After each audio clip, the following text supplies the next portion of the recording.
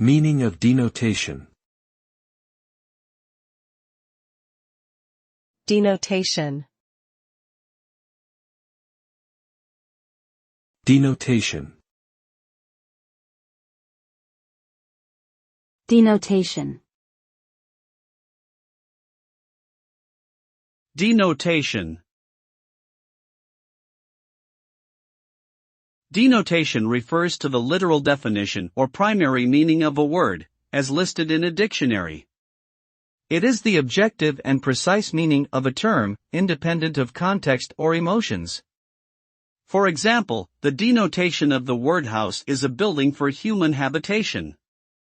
Denotation can be contrasted with connotation, which refers to the associated meanings and feelings that a word may evoke. While denotation is straightforward and unambiguous, the connotation of a word can vary depending on cultural, historical, and personal factors. Understanding both denotation and connotation is crucial for effective communication and interpretation of language.